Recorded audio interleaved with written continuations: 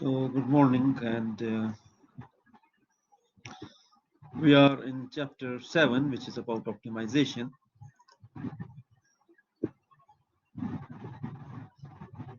And in this chapter, we have seen what we mean by optimization. We have seen the golden section search method, and we have taken some problems to solve the optimization problems using the golden section search method.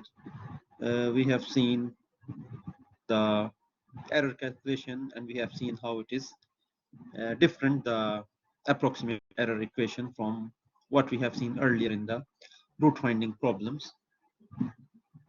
And we have come up with this equation for the golden section search method for the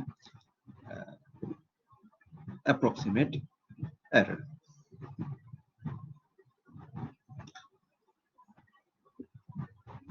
Benefits of the golden section search method.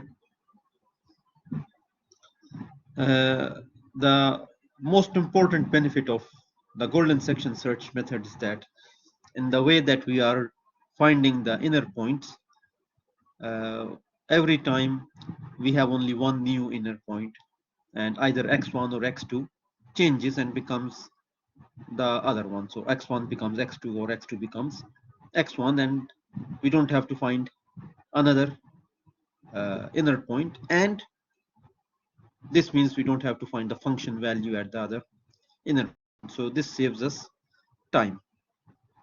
So if we have many calculations to do, then of course this means that we are going to do much less calculations finding the functions, and of course it's going to save us time if this golden section search is part of another bigger program, and this comes in a loop in which we have to find this optimum value again and again. Then it saves us a lot of time if we are going to do less function evaluation. So those are the benefits of the golden section search method.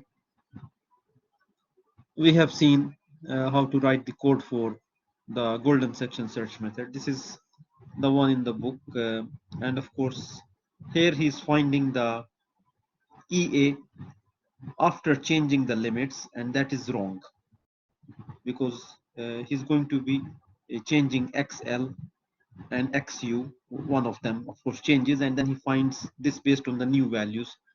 So this code is wrong. You follow what we have written. This is from the book, of course.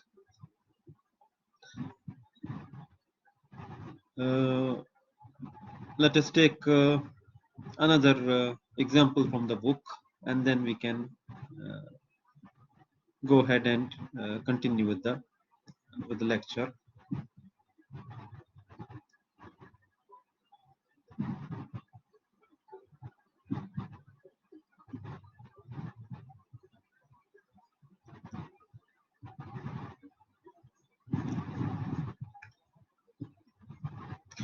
We have done this. I have written the MATLAB code, and I put it for you in the blackboard.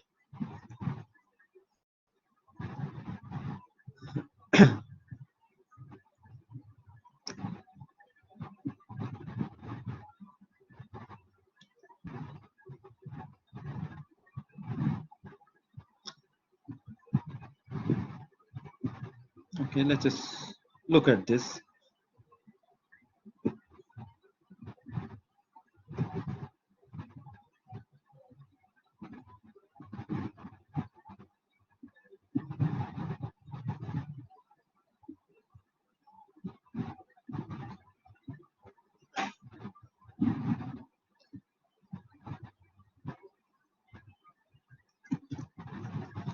The deflection of a uniform beam subject to linearly increasing distributed load can be computed by this equation, given that the length is 600 centimeter and other parameters are given. Determine the point of maximum deflection graphically and using the golden section. Of course, we are not interested in the graphical part. If you want to do it, we can very quickly do it using MATLAB. So part A, graphically.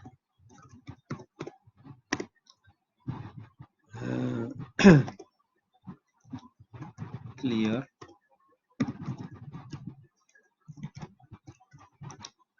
and then we have our parameters. L is 600 centimeters,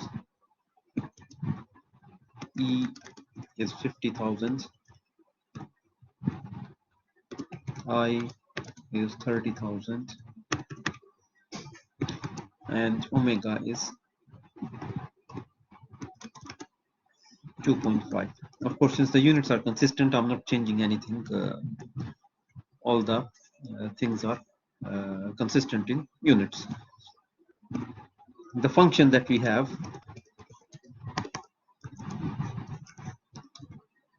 is a function of x, and it is w over 120 multiplied by e multiplied by I multiplied by L multiplied by minus x to the power 5 plus 2 multiplied by L multiplied by 2L square multiplied by x cube minus L to the power 4 multiplied by x. If I'm going to plot it, then I need x and y. I don't need to define it as a function. So x is going to be linearly spaced function, lin space from 0 up to L. Y is this, so now we need the dot operator.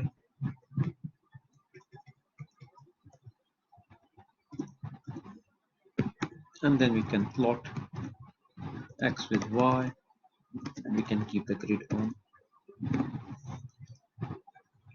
So that's our MATLAB command here, and we get the graph. So that's the x, and that's the y. That's the deflection. Of course, it's going to bend downwards, so therefore it's coming as negative.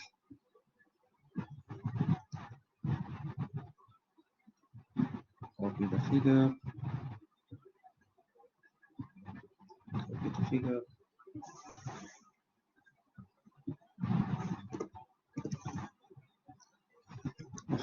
Even twice it did not. Copy the figure. And all this, of course, just let me change.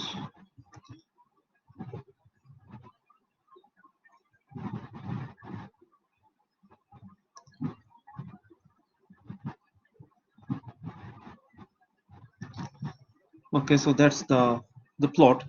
Of course, what we can see from the plot, that although he says maximum deflection, but the point that we want here is the minimum point. Okay, so that you have to be careful about.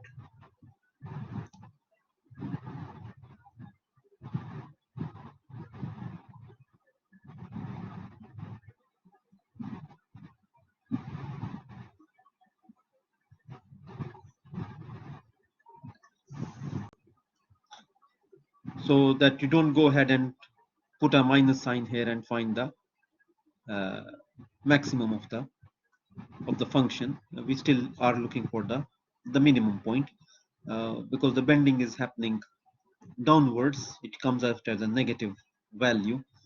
So you see this curve coming down. Of course, something that you need to realize is the bending is not going to be so much as you see here. You can see the scale here is up to 600 centimeters, and this is just half of a centimeter. So if you make the scale here also the same, you might not even see any bending. It will almost look like a straight line. But this is just what we say exaggerated in the plotting. Okay, the second part now is the golden section search method. So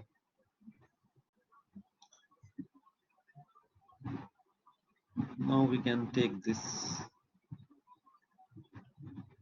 We have it already. So Take it from here.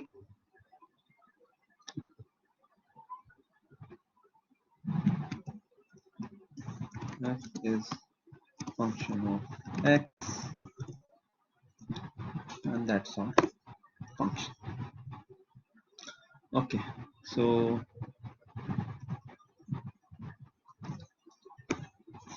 part B now, using golden section search method.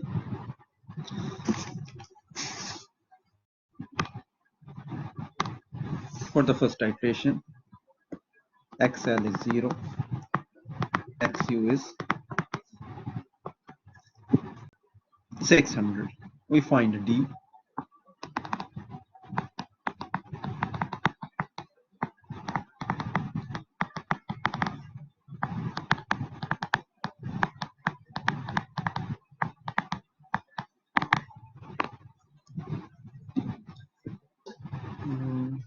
We have 5 here somewhere.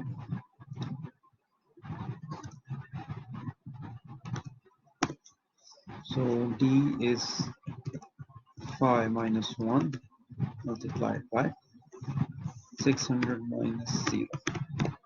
Comes out to be 3.708 multiplied by 10 to the power 2. So that's 370.82.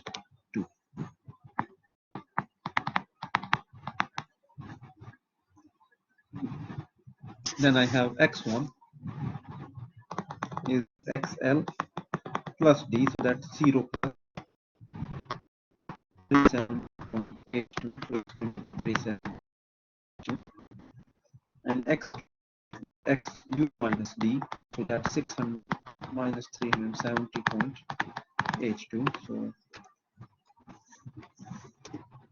x1 is 0 plus d, x2 is 600 minus d. So it's 229.18. So those are our two interior points. Then we look at the function values of x1, function value of x2.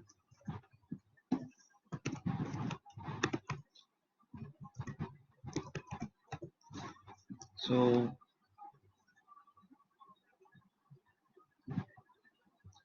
that's minus 0.425.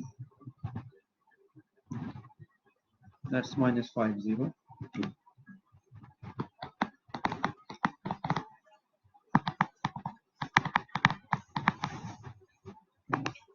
502, 425. So comparing the two values, we can see that f of x2 is less than f of x1, which of course means that our x optimum is x2, which is 229.18 centimeters. So we can see from here, from the graph, that the minimum looks to be something here between 200 and 300. So even from the first iteration, we have somewhere close to the actual answer. Now we can see that we had two values. We had 229, maybe that's somewhere here, and we had 370, which was here. This was x1, this was x2, this was xl, this was xu. Now we can see that the minimum lies in this interval, which is xl, x2, x1. So xl remains same, and what will happen now that x1 will become our new xu.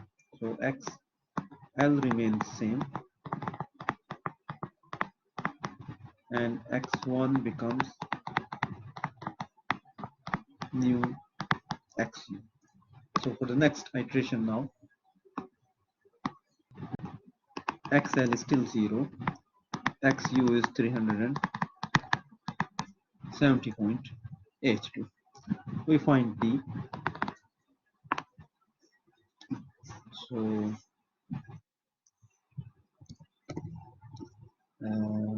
d is 5 minus 1, and that was x1 minus 0 because x1 is 370. So it comes out to be 229.18. Of course, this happens whenever you have a 0.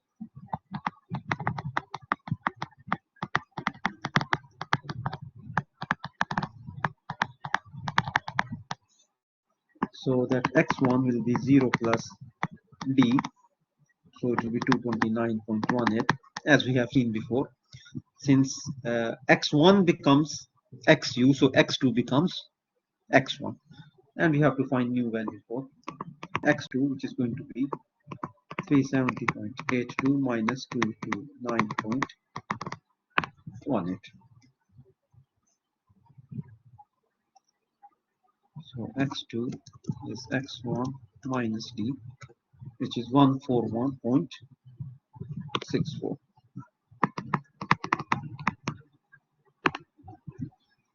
And x1 is this. Then we need function value of x2 is minus 0.38.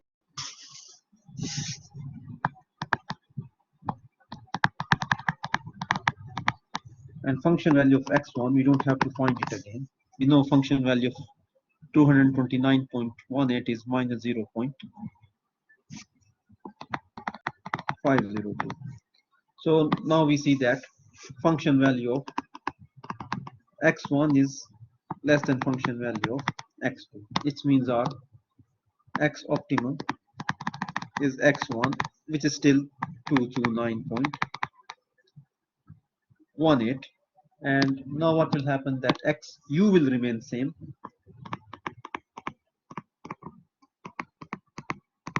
and x2 becomes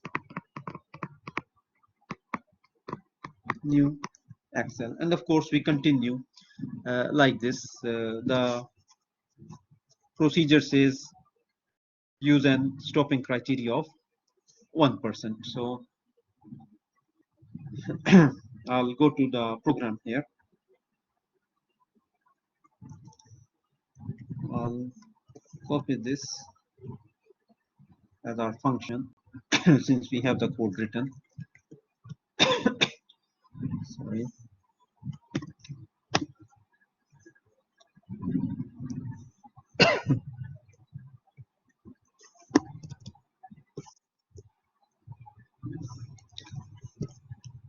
Have our things defined here, so just copy those as our parameters.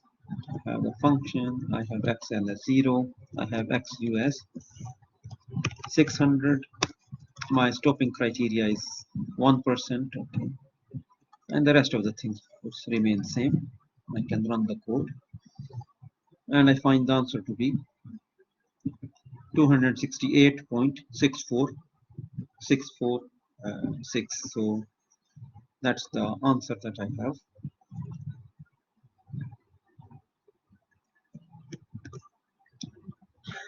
Let me first copy this. So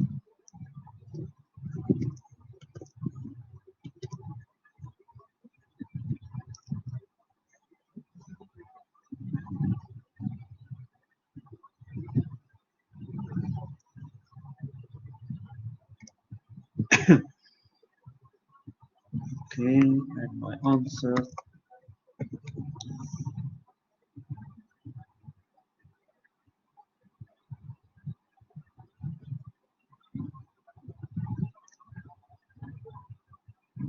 copy 268 because it's multiplied by this, and I'll make this equal to 5.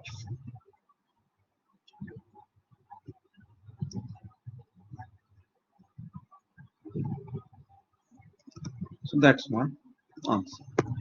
You give your answer, hence the maximum deflection happens at x equal to 268.65 centimeters. Okay, so that's my answer at the end of the criteria that I'm given for stopping.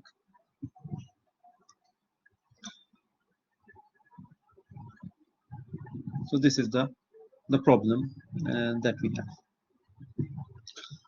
Okay, you try other problems from the book as well. We have one problem here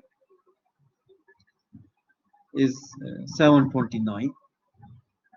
He says a compound A will be converted into B in a stirred tank reactor, and we have these values given, and the cost is given according to this equation. Of course, I'm not going to solve the problem, just let me give you the idea of it.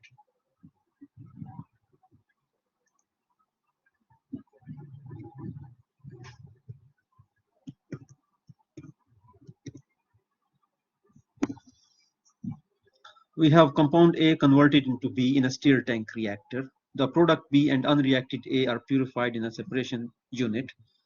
Unreacted A is recycled to the reactor.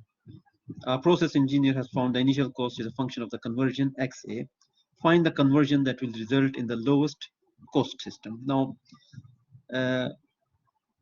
in a problem like this, there is no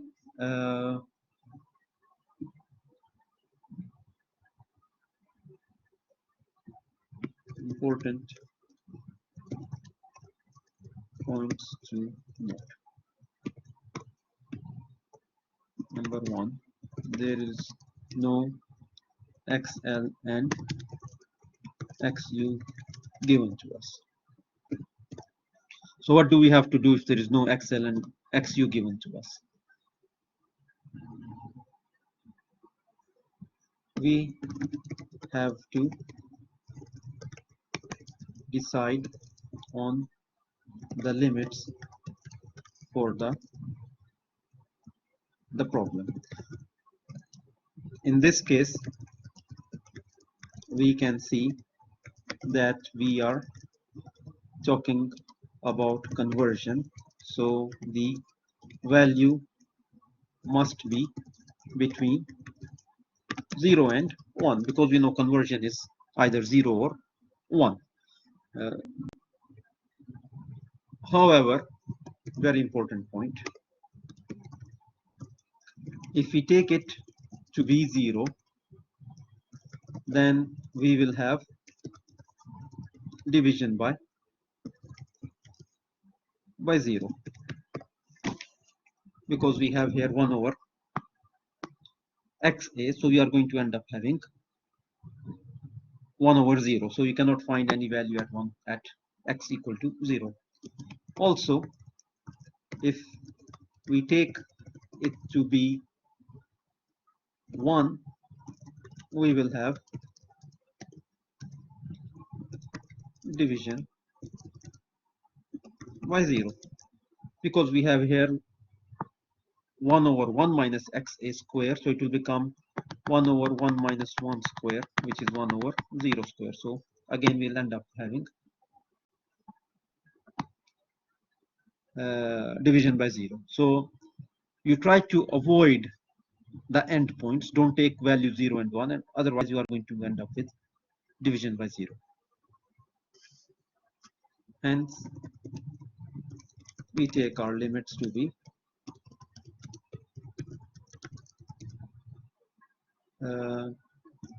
don't say 0.1 and 0.9, because you are leaving away 10% on both sides. So let's say XL as 0.01 and XU as 0.99, so that we just leave 1%, hoping that the answer is not going to be in that range of less than 1% or more than 99%. Okay, so that's the first thing that you have to do. You have to realize that the problem doesn't give you any limit, so you have to decide on the limits by yourself.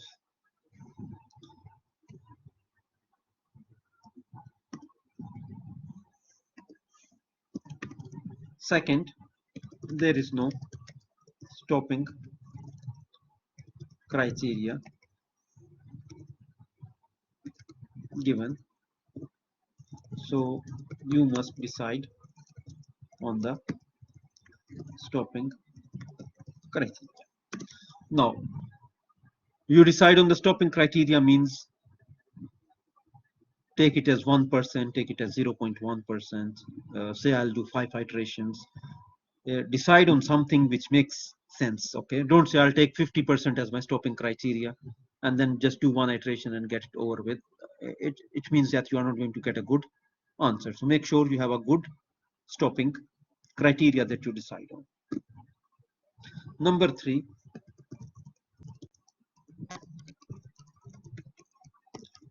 there is no value of C given to us. So what can we do? How can we solve it if there is no value of C given to us? Now if you see the problem,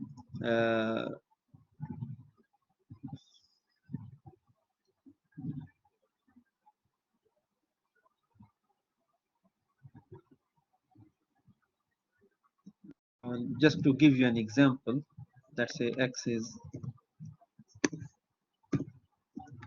linspace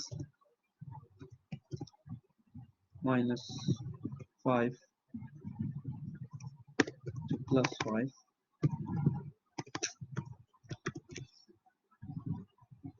and Y is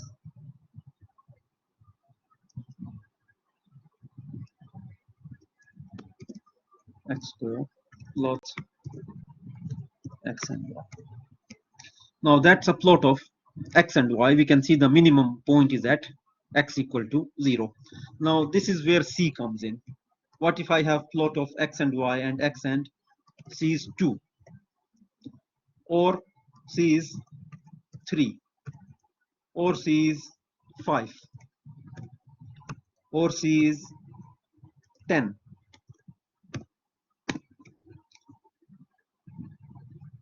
What does it do to the plot? It just stretches it, but your point of the minimum will remain same. That doesn't change. Okay, what happens is just that the graph gets pulled. Okay, let me show to you here what I mean by graph gets pulled.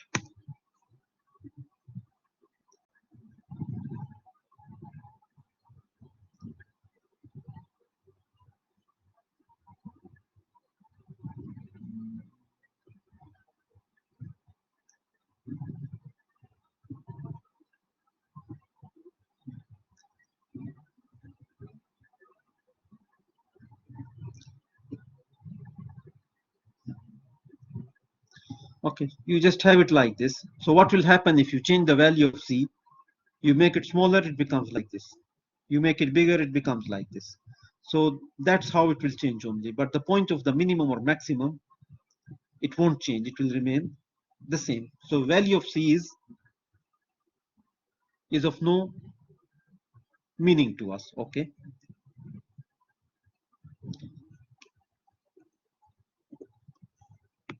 We can see that the value of C does not impact the solution for finding the XA which gives the lowest cost. Hence, we can take any value for C or just remove it from the equation. This will help us to find XA for minimum cost. However, to find the actual value of the cost for that XA, we must have a value of C. Okay. Now, if the problem tells you to find the cost, then you must have a value of C, because you cannot find the value of the cost without knowing the value of C. Okay, so those are the things that you need to remember, to think about if you get a problem like this, that what you are going to be doing in a case like this. Now, I'll just plot the function. So clear please. We selected x to be between 0.01 and 0.99. We said y is get rid of the c, so we will be left with 1 over 1 minus x dot square. Since we have division here, so we need this, dot power 0.6 plus 6 multiplied by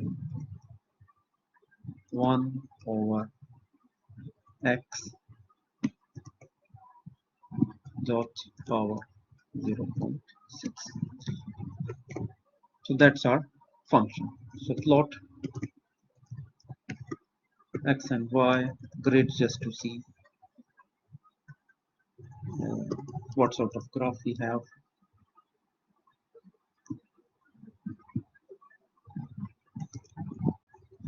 So that's the shape of the function that we have. Of course, you can see that as you take smaller values here, it's going to go up to infinity. As you take larger value here, it's going to go up to infinity.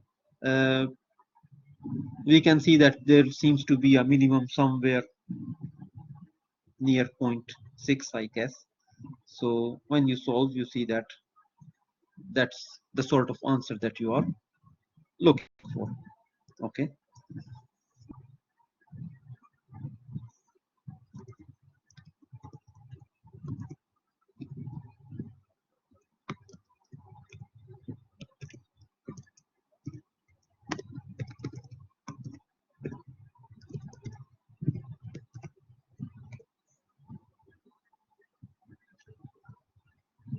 You can just add the labels there. I'll copy the figure once, twice, 3 times. Maybe we'll get it.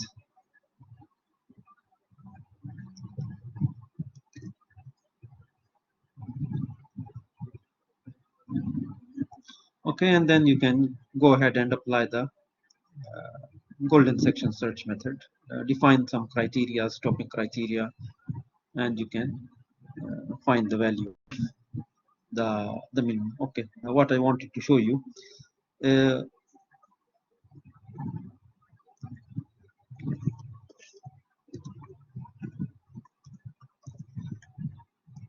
what if now we have some value for c? So I have x and y, and I have x and value of y is 2, or c, sorry, is 2, or it is 10, or it is 50. So you see the shape of the function changes by getting stretched only, but the minimum will remain in its place as it is. Maybe if I just plot between 0.4 and 0.8, it's going to be better, so that we don't have these big values.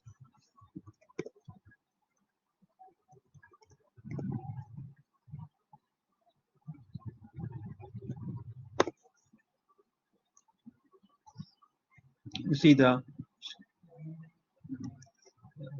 function gets stretched according to value of the value of c, but the minimum point will remain same. That won't change. That will remain still at the same.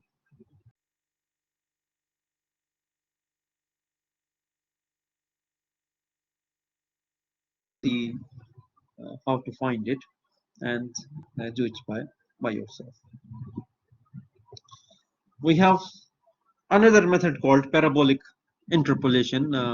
We are not going to take it. We are not going to solve problems using it. This is based on assuming the function is a parabola. A parabola means a quadratic equation, a second order polynomial. So instead of taking the function that you have, you assume that you have a parabola, and of course we know the maximum point of the parabola is the point here. So we assume it, we can find the maximum point of the parabola as x4 because we know the parabola equation is going to be ax square plus bx plus c equal to 0. You want to know where is the minimum, you make the derivative of x equal to 0. That will be 2ax plus b, and you can find x here as minus b over 2a. So you can find very easily the point of the parabola, which is the optimum point. Very straightforward equation to find it. So you can fit your function to a parabola. Of course, using that equation, we are not interested in how that comes. So that's one way of looking at it. This example shows how you can find the parabola, the minimum. We take 3 points and then we compare the values and we see where we have the minimum, and within 5 iterations it says the result is converging very rapidly. Of course, this is an open method. It converges much faster than the bracketing method, which is the golden section search method. But of course, it has the problem of the open method that it can diverge. We have a built-in function in MATLAB called f function minimum bound, f min b and d. It is like the Brent's root location method, and it combines the dependable bracketing method, which is the golden section search method, with the faster parabolic interpolation method. So it uses these two methods, combines them together. Wherever it sees that it is diverging, it goes to the golden section search method. Wherever it needs speed, it goes with the parabolic interpolation method. Just like the f0 function and x1 and x2, which are the limits within which you want to find the minimum. Of course, don't give it just one initial guess. You have to give it an interval.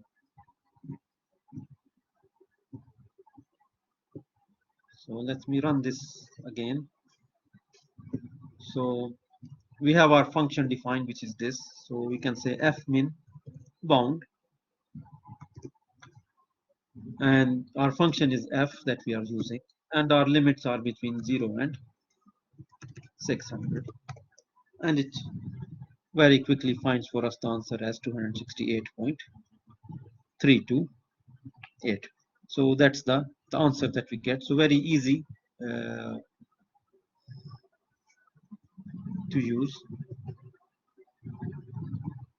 I'll copy this and put it with the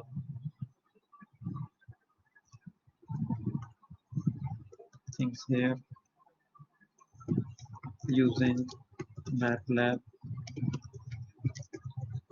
built-in function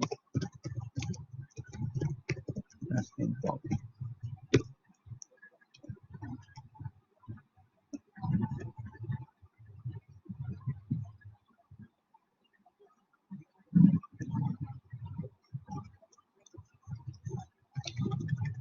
I'll change this because you might be confused as what's the meaning of it, to give you an answer like this.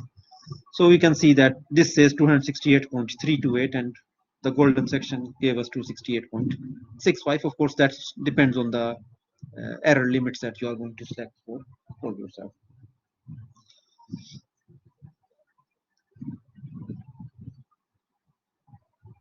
We can try that for the function here. Let me copy this as well.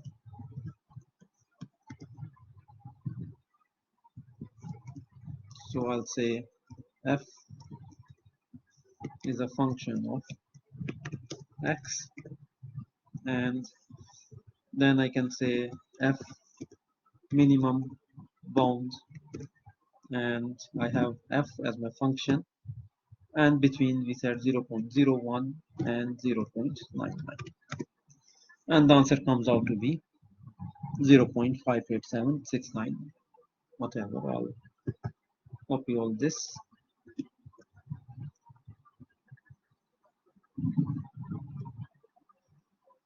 Insert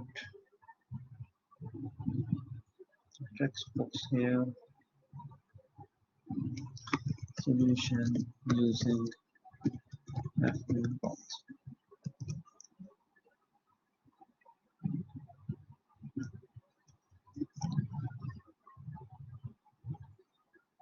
So that's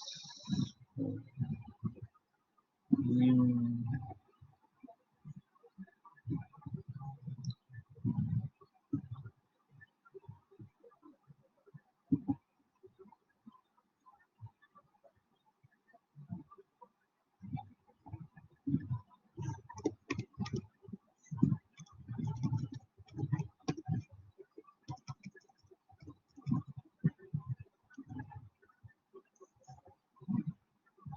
How can I fit it here? One line, make it smaller maybe.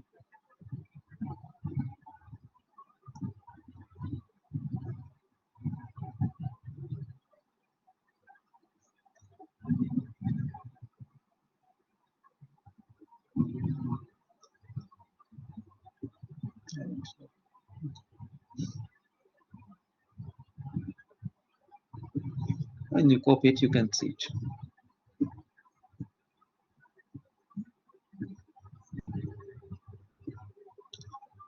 Okay, so that's the built-in function in MATLAB to do the optimization for unimodal optimization. And just like the F0, you can also put the options to see what sort of procedure it is using. So initially it uses the golden section search twice, and then it goes to the parabolic interpolation for that problem, which is given to us, that is as an example that we have taken here. I think it's the bungee jumper problem. Yeah, that's the bungee jumper problem. This solution is given there. Okay, so that's what we have in unidimensional optimization. We are not going to do the multidimensional, so we'll not cover f-min search. F-min search is for multidimensional optimization. We are not going to cover it. You can go through the slides for yourself if you want to see how to use it for functions which have more than one independent variables. But we are not going to go through it. We'll just do the one-dimensional optimization, and that's it. We'll stop here. So with this, we are done with chapter 7. If you have questions, you can ask. Otherwise, we can take a 5 minutes break. Any questions?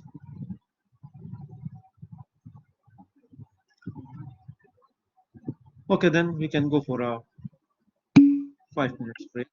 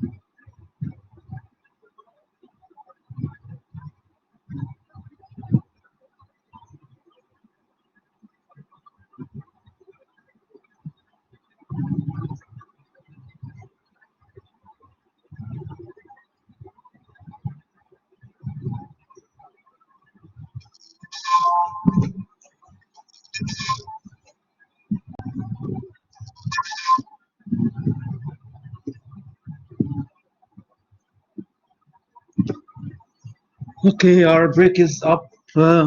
We are done with chapter 7.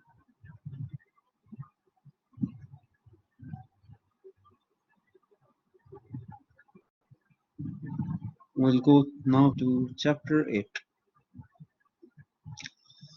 Chapter 8 is about linear algebraic equations and matrices. So we are done with that first part of the book, which was about nonlinear equations, finding the roots of nonlinear equations, and optimization, which we said is similar in nature, numerically speaking, to root finding methods. And we start with this new section now, which is about solving systems of linear equations. In this chapter, we will see what we mean by the matrix notation, how we can express linear equations as matrices, and then what are the different types of operations that we have in matrices. It's sort of an introduction chapter to matrices. I think there is nothing new in this chapter. Things that we have already covered before, which we are familiar with. So I hope it's going to be an easy chapter. Now he says that suppose we have 3 bungee jumpers connected by cords. So it's not one jumper jumping, but we have the first one, and then we have another one connected to him, and then we have another one connected to him. So we have 3 bungee jumpers connected to each other in series, and they are jumping. Initially, they are held in a place vertically so that each cord is fully extended but unstretched. So the cord which is tying them together is fully stretched. Fully stretched means it's not like this, but it is fully stretched straight. It's fully extended, but it is not stretched because this is an elastic cord. It can be stretched to more than its length. So it's not stretched, but it is fully extended. So that's the original one. We want to know what's the final position going to be. You can say that we can define three distances x1, x2 and x3 measured from the unstretched position. So we say that here x1 is 0, here x2 is 0, here x3 is 0. So we find x1 as the new position, x2 as the new position, x3 as the new position here. So if that is x1, that is x2, and that is x3.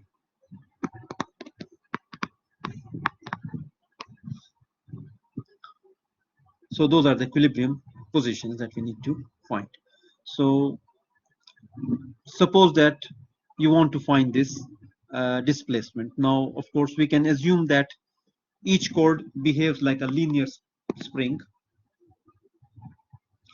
And since it behaves like a linear spring, then we can say that it follows Hooke's law. Hooke's law, I think, if you have taken it in physics, you will know that Hooke's law says that F is equal to kx, where k is the spring constant and x is the displacement of the spring from its equilibrium position. So if we draw a free body diagram, it means just to see the forces that are acting on each bungee jumper. Then the first one is tied with a cord from up, and if we say k1 is the spring constant for this cord, and x1 is the distance traveled by the first bungee jumper. So that's how much the cord has been extended is x1. So it's being pulled up by a force of the tension that we get in the cord as k1 x1, pulled down by the weight of the bungee jumper, which is m1 g, and also since he's tied here to this person with this cord number 2, so we have k2 x2 minus x1, that's the distance of the two bungee jumpers that is being applied here. So that's the, because this one x1, he has come down because of this, and then the actual amount that this has extended is x2 minus x1, because he will come down even if there is no extension in this cord, the second one, he will come down because of the x1. So the x1 has to be removed from the distance, so x2 minus x1.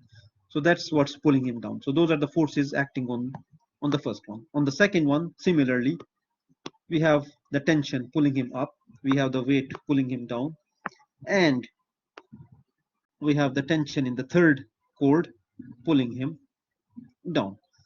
In the last one, we have the tension in the cord pulling him up and only the weight pulling him down. So those are the forces that are acting on the bungee jumpers. We can write Newton's second law as we did in chapter 1, if you remember, when we wrote for the bungee jumper falling, we wrote the equations for the F equal to ma. So ma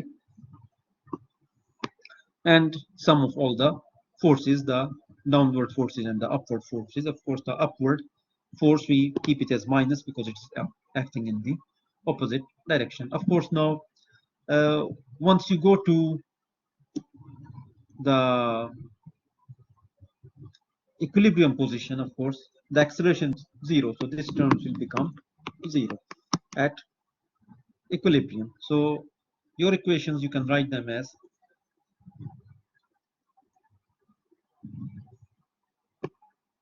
k1, if I take this to one side, m1g, so we'll have k1 x1 plus, sorry, minus k2 x2 minus x1 equal to m1g. So k1 x1 minus k2 x2, so this will become minus k2 x2 plus k2 x1. X1 and x1 is common, so you can write it as x1 k1 plus k2 minus x2 k2 equal to m1g. So that's k1 plus k2 x1 minus k2 x2 equal to m1g. And similarly, you have the other equations. Now we need to solve these three equations to find the three unknowns, which are the x1, the x2, and the x3. So we have three equations.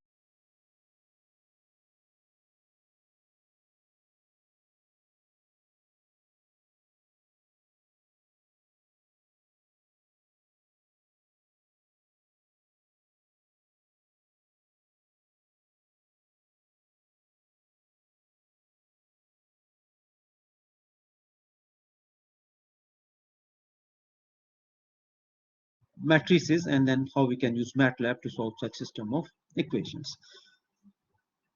Now, an equation in single variable fx equal to 0. A system of n equations with n variables is f1, x1, x1, 2, x3 up to xn, f2, of course, function of x1, x2, all the way to xn, and fn equal to 0. Of course, same way as we write a single equation, we can write system of equations. The important thing, of course, is that you have to have n equations if you have n variables.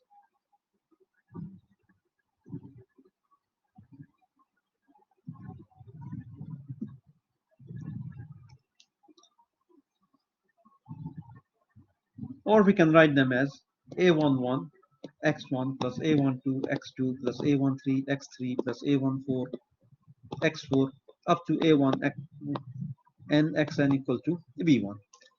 a21 x1 plus a22 x2 plus a23 x3 plus a24 x4 a2n xn and so on. an1 x1 plus an2 x2 an3 x3 an4 x4 up to ann xn equal to bn, where aij and bi are constants. Of course, those are the constants as we have in the equations here. x1, x2, x3 are variables. m1g, m2g, m3g, these are b1, b2, b3 are constants. That's a11 is k1 plus k2 is a constant. a12 is minus k2 is a constant. a13 is 0 is a constant. a21, a22, a23, and so on. All these are a's and b's are constants. And x are our variables. We can put this in the form of a matrix as the A matrix, which we call the coefficients matrix, which has all the coefficients, all the constants of A11, A21, A22, and so on. And we have a vector which has our unknowns, x1, x2, x3, x4, whatever. And we have the constants on the other side of the equation, which are the b1s, b2, b3, and bn. So we can put that in the form of a matrix as ax equal to b. So this is how you can put a system of linear equations into the form of a matrix. A matrix consists of a rectangular array of elements. So we have x equal to 3. This is one variable which has one value. A matrix does not have just one value. A matrix has many values. We say it has a rectangular array. Rectangular array means many elements. So it has, you can say, many boxes, and you can have different values in each of these boxes. And individual entry of a matrix is called an element. So each value there is called an element. So elements, elements. All these different values are called elements in the matrix. A horizontal set of elements is called a row. A row. horizontal set are rows. So row 1, row 2, row 3, row 4, row 5, row n. So those are horizontal sets of elements. Vertical set of elements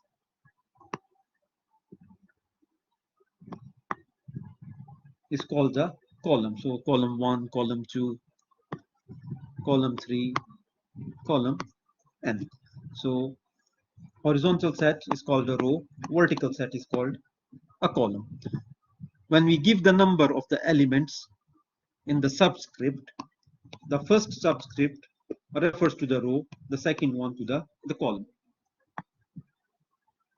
So when you say A23, 2 refers to the row and 3 refers to the column.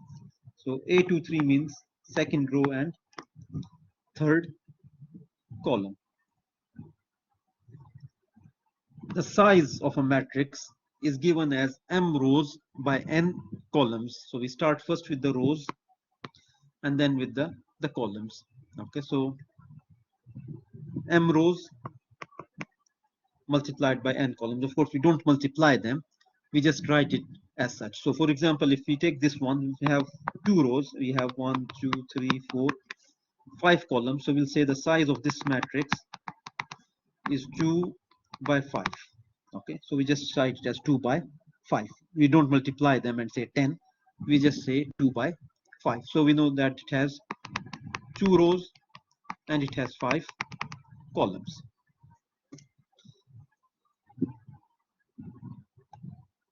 One by n matrix is called a row vector.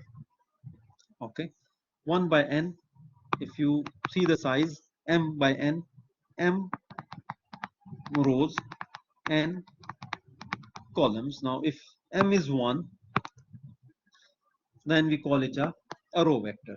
It means that you will have only one row, so your matrix looks like this. You have only one row, we call this a row vector. If it is m by 1, it means n is equal to 1, then we call it a column vector. It will look like this. It has just one column, we call this a column vector. So whenever you have a rectangular thing has rows and columns, that's a matrix. Whenever you have just something like this, we call it a vector, which has either one row or one column only, then we call it a vector. Okay, if it has just one row, we call it a row vector. If it has just one column, we call it a column vector. Matrices where m is equal to n, where the number of rows is equal to number of columns, we call this a square matrix, where m is equal to n. 1 by 1 matrix, a 2 by 2, a 3 by 3, a 4 by 4, those are where number of rows is equal to number of columns. There are a number of special forms of the square matrices. For example, we have a symmetric matrix. Symmetric matrix, which is symmetric around the primary diagonal. We call this the primary diagonal of the matrix. So it is symmetric around it. Symmetric means that if you put a mirror here, you'll find same elements around it. Okay, so that's a symmetric matrix.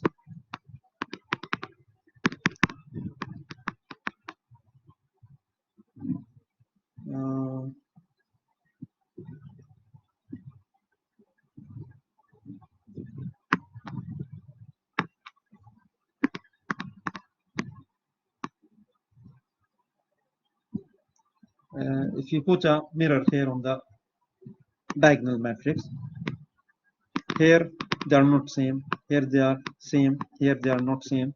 So this is not a symmetric matrix. Okay, you don't look at the symmetry around this, you look at the symmetry around the primary diagonal.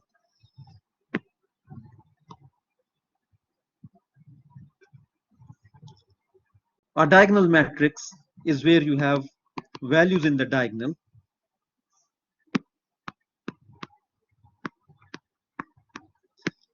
but all other elements are zeros.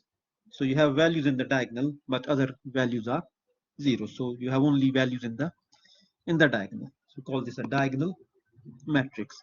A special case of the diagonal matrix is an identity matrix, where you have values only in the diagonal, but all these values are not just any value, but they are just ones.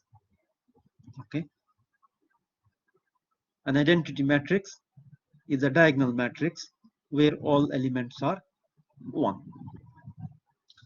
We have an upper triangular matrix where we have values in the diagonal and we have values above the diagonal, but everything below the diagonal is 0. That's called an upper triangular matrix. We have a lower triangular matrix where you have values in the diagonal. You have values below the diagonal, but everything else is zeros. A banded matrix where you have a diagonal, it's a diagonal matrix, but you have a band around it. So you have one band around it. It means another set of elements around the diagonal, and everything else is zeros. Okay, so you could have one band, you could have two bands, you could have three bands, but it's banded around the diagonal.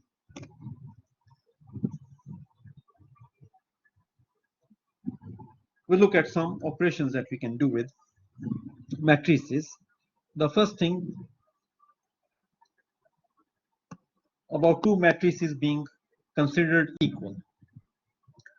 Two matrices are equal. We say matrix A is equal to matrix B if and only if all the elements of A are equal to the corresponding elements of the values in the matrix B. Of course, this means automatically that the two matrices must be of the same size. So if matrix A is 3 by 5 and matrix B is 2 by 5, then definitely they cannot be equal. So they must have the same size, same number of rows, same number of columns, so that they can be equal. Now, once you make sure that the size is equal, then you check for each element in A and each element in B. So let's say if it is 3 by 3,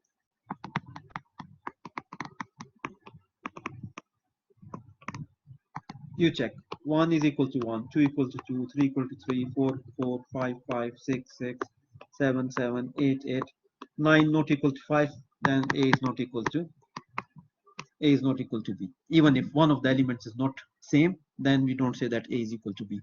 For two matrices to be equal, they must have the same size, and each element of one matrix should be equal to the corresponding element in the other matrix. Matrix addition and subtraction. When you add or subtract, then each element is added or subtracted according to what you are doing to the element in the other matrix. Of course, again, this requires that the two matrices must be of the same size. So if matrix A is 3 by 5 and matrix B is 2 by 4, then you cannot add A plus B. You cannot say A minus B. That doesn't work. They must be of the same size. What if this is 5 by 3? Still, it cannot be done because they must be of the same size.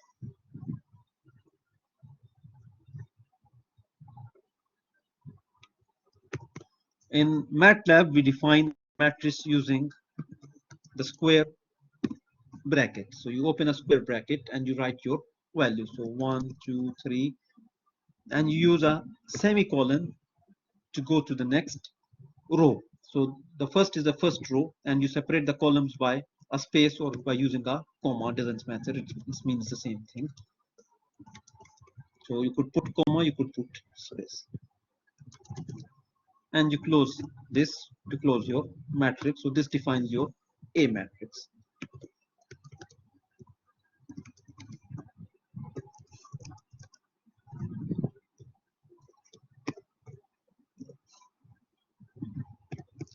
Now, of course, A is not equal to B because the size is different. So we'll say that A does not equal to B. Now, what if I say A plus B? It says matrix dimensions must agree. It means that the size of the matrix should be the same. We don't have the same, so you cannot add them. You cannot subtract them because the size of the matrix is not same. So you must make sure that matrix size is same to be able to add them or subtract them. Now A and B are both 3 by 3 matrices, as we can see here. A is 3 by 3 and B is 3 by 3.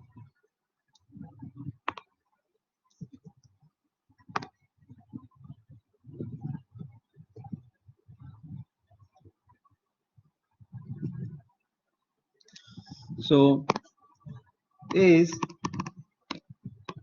1, 2, 3, 4, 5, 6, 7, 8, 9, and B is 1, 3, 5, 8, 9, 5, 2, 3, 5. Now, if you want to add them, then you add each element with the corresponding element. So 1 plus 1, 2 plus 3, 3 plus 5, 4 and 8, 5 and 9, 6 and 5, 7 with 2, 8 with 3, and 9 again with 5. So this becomes 1 plus 1, 2, 5, 8, 12, 14, 6 plus 5 is 11, 9, 11, 14. So that's what we expect to get a result for A plus B, since the matrix size is the same. So we should be able to add them. So we get 2, 5, 8, 12, 14, 11, 9, 11, 14. We add each element with the corresponding element in the other matrix. Same thing is the case for the subtraction. If I say A minus B,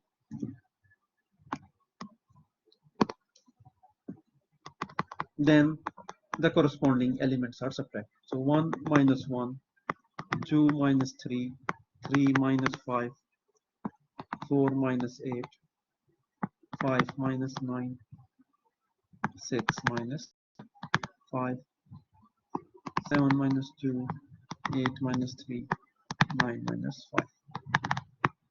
That's 0, minus 1, minus 2, minus 4, minus 4, 1, 5, 5, 4. So we subtract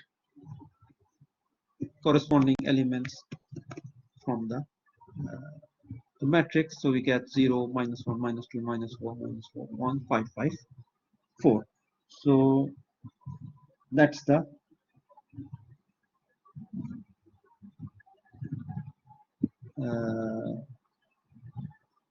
addition and subtraction of the matrices. Both addition and subtraction are commutative. What do we mean by commutative? It means like 3 plus 5 is equal to 5 plus 3. 2 plus 7 is equal to 7 plus 2. So they are commutative. 5 minus 3 is same as minus 3 plus 5. 10 minus 6 is same as minus 6 plus 10. So they are commutative and they are associative. Associative means if you have three matrices, then doesn't matter which one you do first. So 2 plus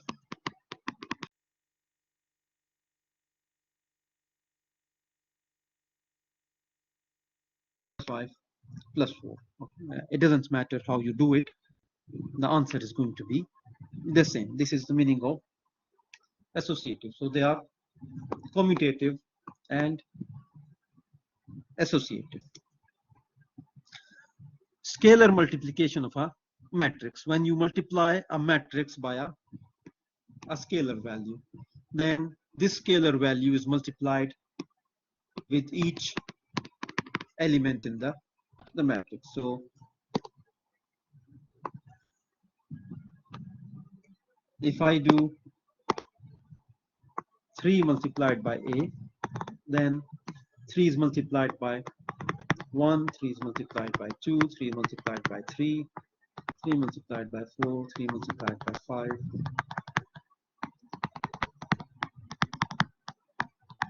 So 3 will be multiplied by each element in the matrix. So 3 multiplied by A. So we get 3, 6, 9, 12, 15, 18, 21, 24, 27. It is multiplied by each element in the A matrix. So each one is multiplied by 3. That's the scalar multiplication of a matrix. A matrix multiplication, when you multiply two matrices with each other. When you multiply two matrices with each other, then the rule says that the inner dimensions must agree.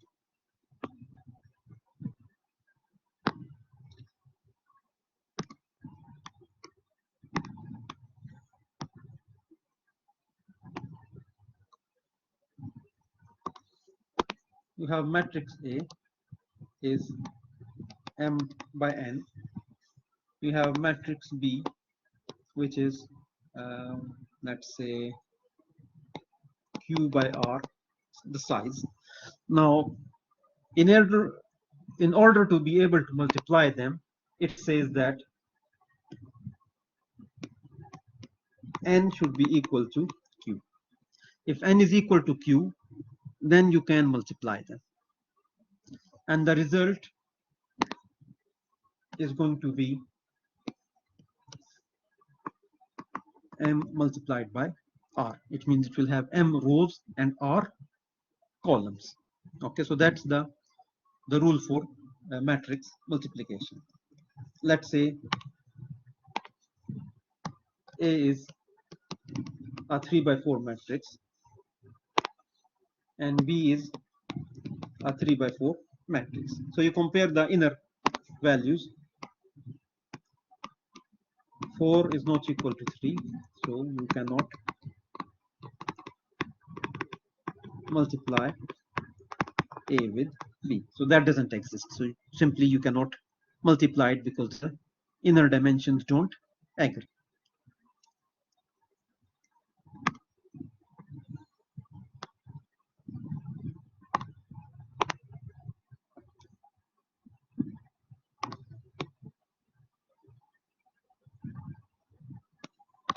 Matrix B is 4 by 2. You compare the inner values. 4 is equal to 4. You can multiply them. The result is going to be a 3 by 2 matrix. How do you find the result? You are going to multiply each row with the column of the other matrix.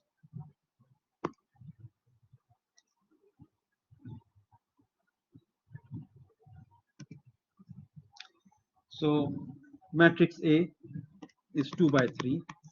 Matrix B is 3 by 2. Inner dimensions are same. So you can multiply them. The result is going to be a 2 by 2 matrix. Okay, so it will have 2 rows and 2 columns. You multiply the first row with the first column. So we'll get AG, BH, CI. AG plus BH plus CI.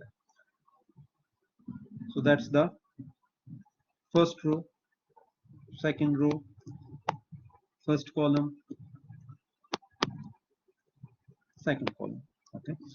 Now, first row and second column. So you multiply the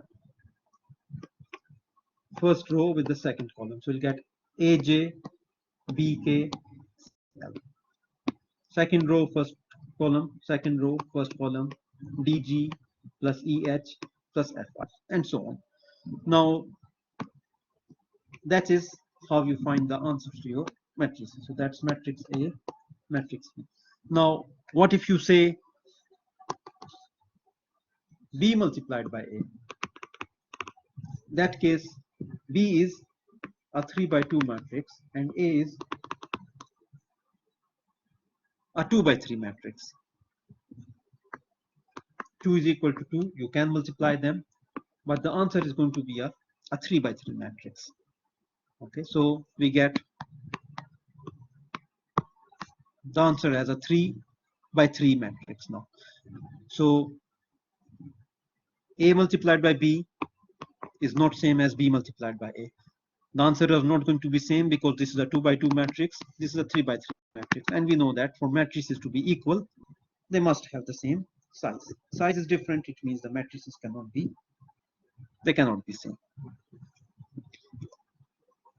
So the properties of matrix multiplication, they are associative. It means 2 multiplied by 3 multiplied by 5 is same as 2 multiplied by 3 multiplied by 5. Of course, that if you can multiply the matrices, then the matrix multiplication is associative. And it is distributive. It means that 2 multiplied by 3 plus 5 is same as 2 multiplied by 3 plus 2 multiplied by 5. And generally they are not commutative. It means AB is not equal to BA. For example, if we have matrix A and B, and this is 3 by 4, and this is 4 by 2. Inner dimensions agree. So if you multiply A with B, you can multiply it. It can be done. The result is going to be a 3 by 2 matrix. B by A, B is 4 by 2, and this is 3 by 4. Inner dimensions don't agree, so you are not able to do it. So forget the idea of being equal. A into B is possible, B into A is not even possible. It does not even exist.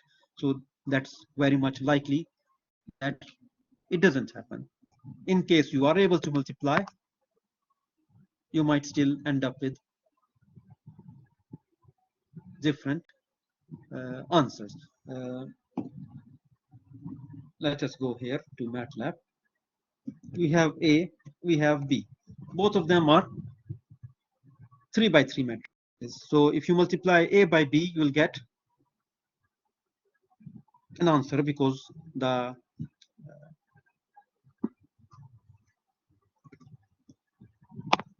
if A is 3 by 3 and B is 3 by 3, then inner dimensions are same. The result is going to be a 3 by 3 matrix. You multiply B with A. This is 3 by 3. This is 3 by 3. They are okay, and the result is still a 3 by 3 matrix. So in both cases, you can multiply, and the result is a 3 by 3 matrix. Let's multiply A with B. That's the answer that we get. Let's multiply B with A. That's the answer we get. So you are able to multiply, the size is same, but still we find that the matrices are different. So that's why we say that the matrix multiplication is not commutative, because A multiplied by B is not same as B multiplied by A. Even if you can do the multiplication, even if the size of the matrix is the same, still the answer is not going to be the same. Matrix division is undefined. There is nothing called dividing by a matrix. However, we can find a matrix inverse for a non-singular square matrix. Okay, so the inverse only for a square matrix. We can write it as A inverse. The inverse of a matrix is just like the inverse of a number. So 5, the inverse of 5 is 1 over 5. If we multiply them, we get 1. If you multiply the inverse of a matrix with its matrix, or you multiply the matrix with its inverse, the result is an identity matrix. An identity matrix, as we have seen here, it's a matrix which has ones in the diagonal and zeros everywhere else. So in this case, of course, the matrix inverse multiplied A or A multiplied by matrix inverse gives us the same answer, which is the identity matrix. Multiplying a matrix by the inverse of the matrix is similar to dividing. So if you want to divide B by A, then that's not defined. You cannot do this, but you could multiply the inverse of the A with the B, and that's somewhat similar to dividing by the matrix A.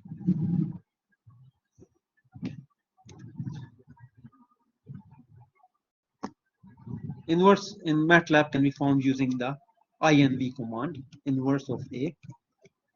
Multiplying A, or let's take B, by inverse of B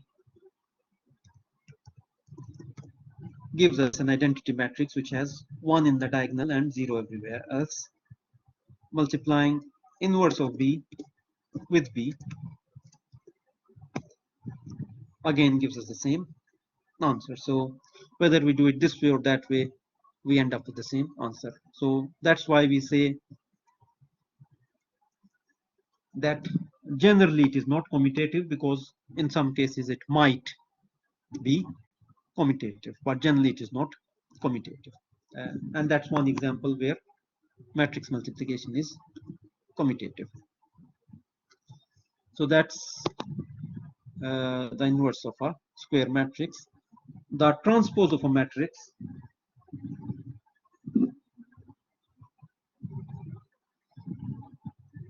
involves swapping its rows and columns.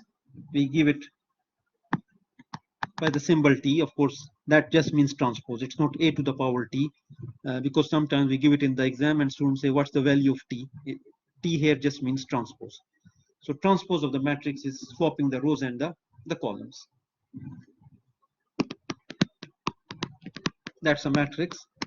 Transpose means the first row will become the first column and the second row will become the second column. So you just swap the rows and the columns. That's matrix A, 1, 2, 3, 4, 5, 6. So if I find the transpose of this,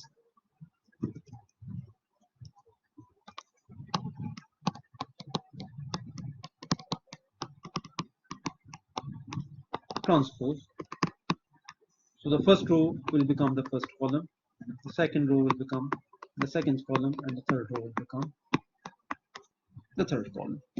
So that's the transpose. In MATLAB, we can find the transpose using just this single quotation mark, and you can see the rows becoming the columns, and or you can say column becoming the row. It's the same meaning. The lecture time is up. I'll stop here. If you have questions, you can ask. We'll continue next lecture and we'll finish this chapter. It's very small